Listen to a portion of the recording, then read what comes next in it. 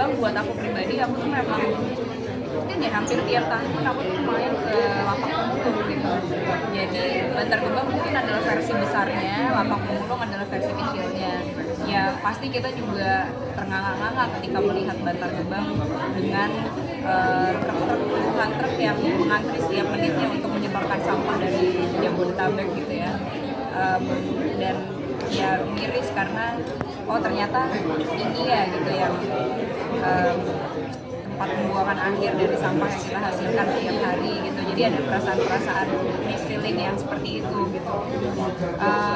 Selebihnya kalau misalnya kita harus makan di sana atau apa-apain di sana gitu ya, ke toiletnya atau apanya segala macam, buatku itu ya itu bagian dari hal atau pekerjaan yang kita lakukan sih. Maksudnya tidak hanya di Bantar Gebang, mungkin kayak sekalipun shoot yang di pasar atau di manapun di tempat yang mungkin orang tuh itu nggak enak gitu, tapi when it comes to pekerjaan kayaknya kalau buatku juga ya sama lah kayak di backstage tiba-tiba ada apalah segala macam ya akan kita kerjain anyway gitu, namanya juga kerjaan.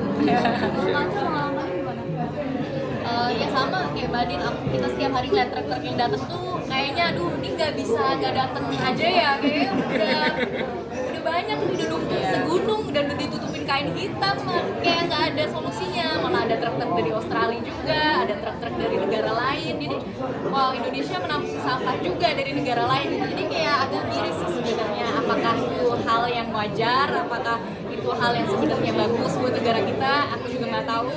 Tapi ya berharap sih mudah-mudahan hal ini bisa diperhatikan sama pemerintah untuk memperhatikan anak-anak yang tumbuh di lingkungan itu juga. Sekarang ini udah masuk batch 2, mereka ujian gitu ya, nanti akan wisuda juga.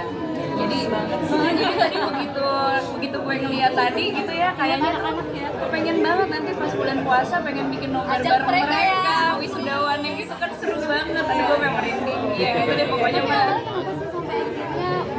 Oke, aku akan cerita sedikit ya. Kalau buat sebenarnya yang menarik ketika aku tuh datang ke tempat anak-anak muda seperti yang tadi Mbak Prita bilang, mereka tuh sebenarnya semuanya bahagia.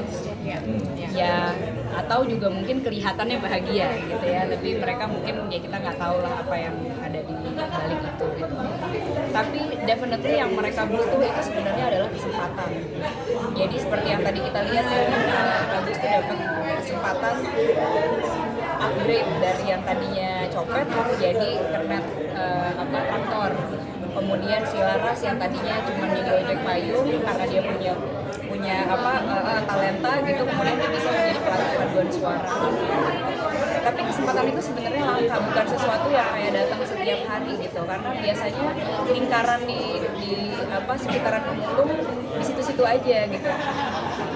Anak yang lahir di situ, mungkin jodohnya nggak jauh dari sekitar situ, anaknya lahir lagi di situ, ya di situ-situ aja, paling ya pindah-pindah tempat gitu ya.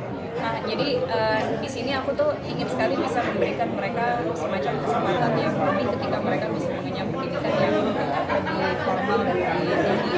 Sebenarnya sebagian penghasilan juga di dari sini. Iya betul. Kemarin juga sempat cerita di balik Tito wisuda ada kantin itu. Iya betul. Jadi ya. Seperti apa sih itu mimpi dan cita-cita kalian sejak dulu?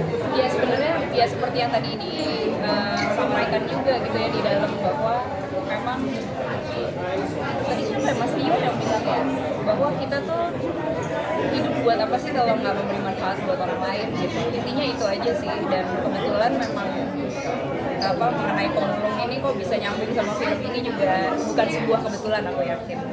Jangan lupa subscribe ya.